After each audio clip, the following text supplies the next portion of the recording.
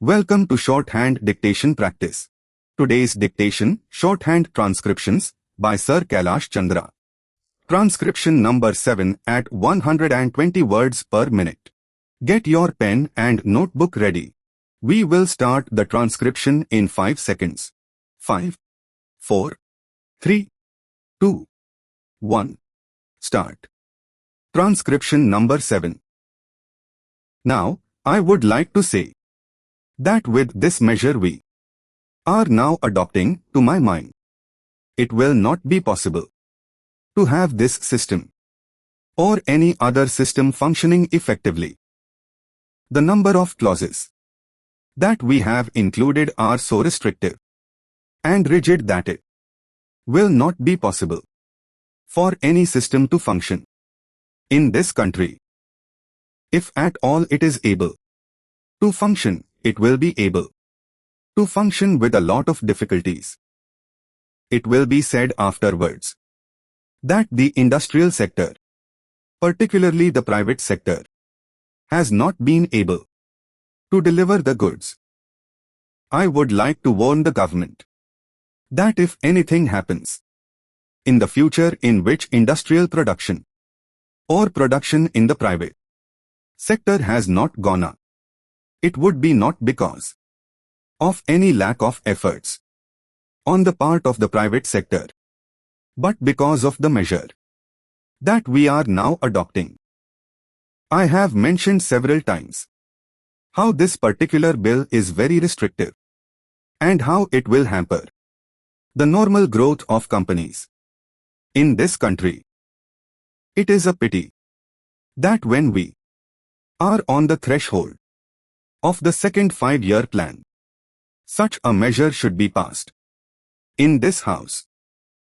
I would now like to make a few observations about the speeches of some of the Home members here. Shri Ashoka Mehta justifies the restrictions on managing agents by saying that managing agents are no longer the main source of finance. He also argues that profits have been high and will continue to remain high, and therefore he would like to see the managing agents being paid on a sliding scale. He is in the habit of referring to a number of books and making quotations from a number of them published in America or in other countries, and particularly by some of the professors. I would also like to mention to him that even when companies are floated, it requires a certain amount of confidence amongst the investing public, and it is because a particular firm is managing a particular company that this confidence is created in the investing public. Even there, as the Ho Finance Minister has said, there is a sort of overall tight control. New banks and insurance companies are not floated nowadays. What you have are the few banks which are existing and the few insurance companies that are existing. The other point is that the creditworthiness of the managing agency firm does count to a certain extent in getting credit from the banks and other financial institutions. Yesterday, it was mentioned by my Ho friend that the crux of the problem is the question of payment of remuneration to a particular managing agency system. He said that in this bill, a definite encouragement has been given to the alternative type of management, namely the managing director or the manager, where an individual has been permitted to take 5%, while in the case of the managing agency it has been permitted to take about 10%. I would like to point out to him that it is not merely the question of remuneration which will decide the alternative type of management. The remuneration is not a very important thing unless and until you allow a certain amount of flexibility for any system to function.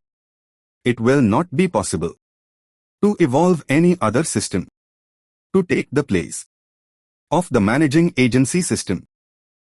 In spite of so many shackles, you may find that those few business houses which are carrying on now may have to carry on the present basis. You may not find many new people coming in the field. Several times it has been mentioned in this house why the business community has not prescribed for itself a code of conduct.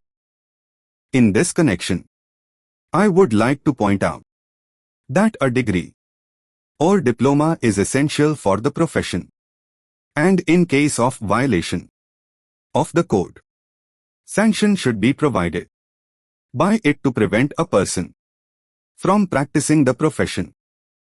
Today even Ashoka Mehta and Shri C.